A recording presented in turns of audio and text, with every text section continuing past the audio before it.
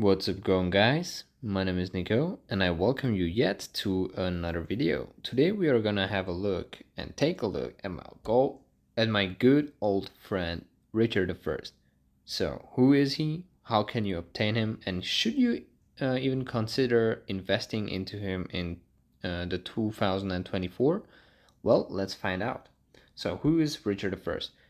As you can see, he's an infantry, garrison and defense commander, so that basically means he's pretty slow and tanky. And all his skills, like almost every skill, is built on defense and counter attack and healing.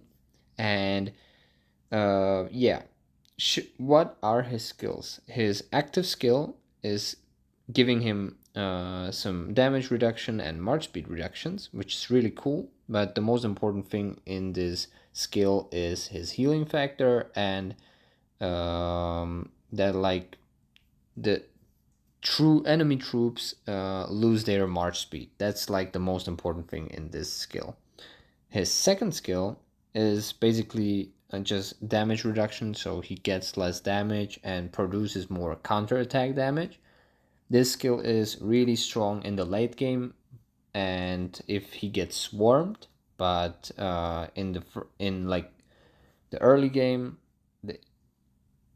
this skill is not that strong.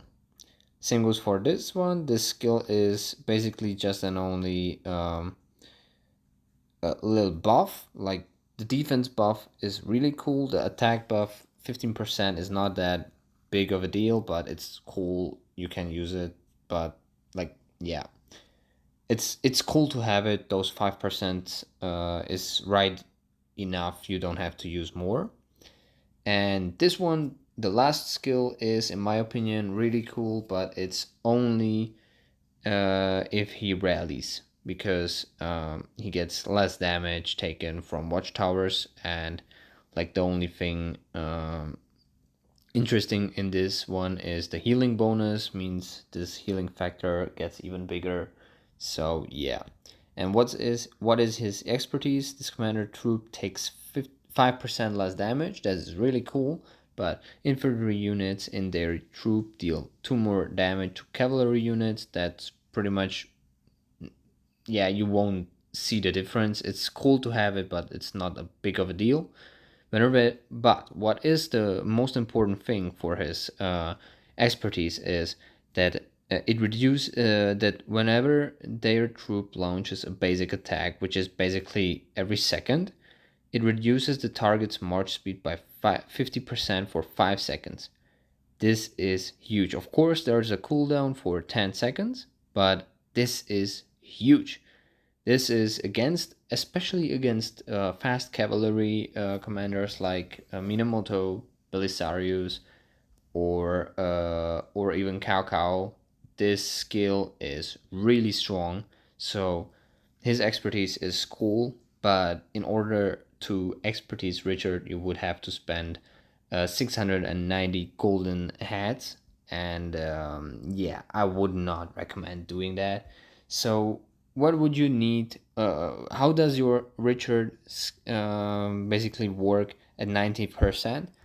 Buff his first skill to 5, then go 1 1 1, and yeah, that's like 90% value out of Richard, and you'll get it, because those rest skills you won't, it does not make that big of a difference. The first skill is really important, and the rest is cool to have it. His expertise is strong in late game, especially in late game, but there are way stronger commanders than that. But in KvK1, he's absolutely insane, and the first skill will be such a big value for you, especially if you're infantry main. You will have Richard First and Sun Tzu, which is like the best pairing, or a Richard First paired with Adelflight, even better than that. But we'll come to that later. So, what is his best build for the talent tree? Very simple. Bust his complete defense, rush it, do everything on defense, everything. This commander troops take 1% less damage, but also deals less damage. This commander is not a damage dealer. he's a tank and you want him to be as tanky as possible, so even this balance is really important. But this, if this commander's troop has less than 30% unit remaining, whenever it launches any type of basic attack, it gains extra rage. Crazy strong. And after you have maxed out his defense build, you will also have to go for this commander's infantry units gain march speed, because this is really important to go for as fast as you maxed out this tree. Then go for the infantry tree and go for the march speed. What I would not recommend you to go for the garrison tree. It's just the garrison tree. He's not a strong garrison commander. There are better garrison commanders that have a better use for than Richard the First. What are his best equipments? Well, for starters, I don't play Richard the First as I'm a cavalry main. But we can have a look at the best equipment for him. Obviously, let's start with the shield. Gatekeeper's shield, infantry health. You will be good to go if you have this. Just use it, and you don't have to upgrade it, as this is probably the best gear ever in the infantry type of units, for the infantry type of units. For infantry, you will use, in my opinion, I'm using, for example, the Expedition Warhelm, because 2% infantry defense is better than 4.5 infantry attack. Infantry attack, you will always have it, but don't use it, because like, yeah, there are some things you can have, but like, yeah, do you need to use it? I don't think so. There are not that many helmets that you will have to until late game, where you can unlock, I think it's this one, yes. But this comes only in the late game, so don't sweat it. If you have to use his helm, maybe go for a Helm of Fear or for the Expedition Warhelm, because defense is more valuable than attack. So yeah, maybe if you really want to go, you can go for the Windswept Warhelm, but I wouldn't recommend that. For the Commander Heavy Armor, there is like, this is a pretty strong one. You can use this. It's not bad, because you have, again, infantry defense and march speed. The march speed is really important. You want that. It's a good one, but you will have to completely, where is it? Where is that? In the late game, you will get this one, the Hope of Cloak. You will eventually get it from the keys, as this one you can obtain in the tavern. So as soon as you get this, go for it. The Hope Cloak is really, really amazing, and you will be just fine with that. For the gloves, this one, the Coven's Hand, really important. Yeah, sure, for attack is not that good, but the health is there, so it's strong, and you want to use it. You can also go for the, where is it? I'm sorry. For this one, as you get 2.5 health bonus, and you can use it. And if you're really low on materials, you can go also for the normal glove, as you get 2% defense, so it's like, okay. For the shoes, don't use the blue shoes, trousers or legs, whatever. Don't go for that. Only for cavalry set, but don't go for that. Just wait for the where is it? This one, yeah, the Carbuax Humility. This is, same goes for the shield, the Gatekeep shield. This is the best set for infantry, the most value. You probably won't even have to upgrade it for the gold ones, as this is such an insane value. You don't have to spend that many materials. You don't have to craft gold, legendary materials. You will just stick with the epic ones, and you will really be good to go, as this is such an amazing equipment. And also for the shoes, this is really basic. The Scarlet Hounds, I'm sorry, you will stick with them for a long time. As in the epics, I don't think there are like, yeah, the frost threats are not bad, but 4% health, and after you have the special talent for it, I mean, no. The shoes are way better than the blue shoes are better than the frost threats. The frost threats, eventually you will have to upgrade it for them, but don't don't push it. It's not your main. And after that, I would go for the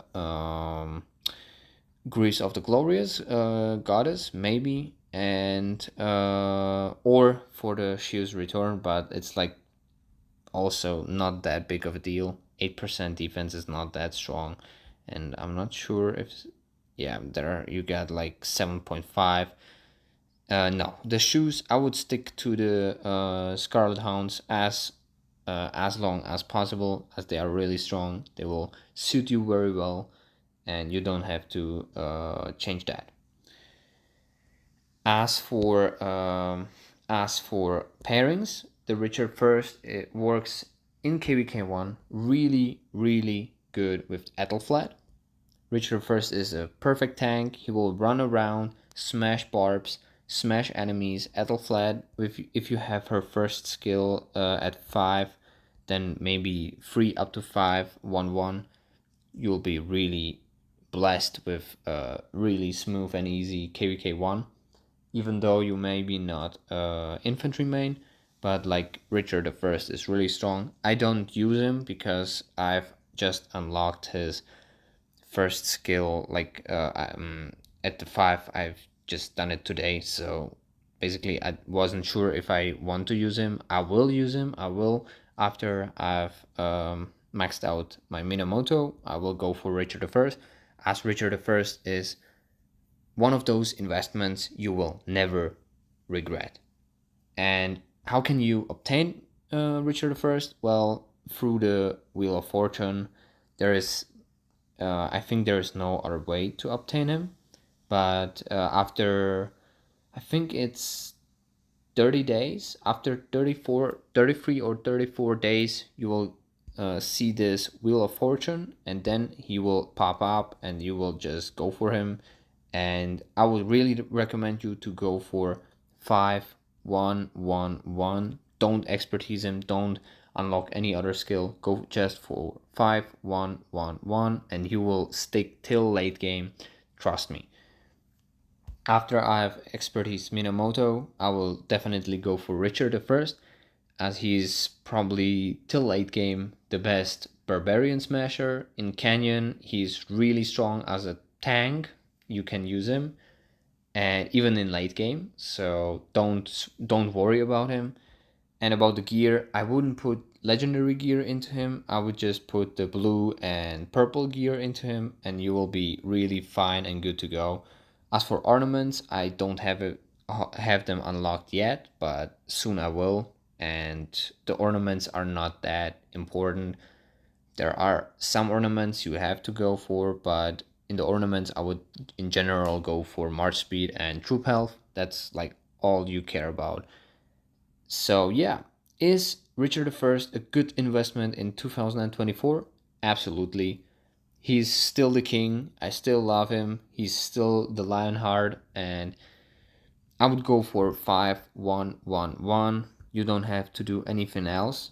He will maybe not be as strong as some Wales Richard the First, but you will be really glad that you have him.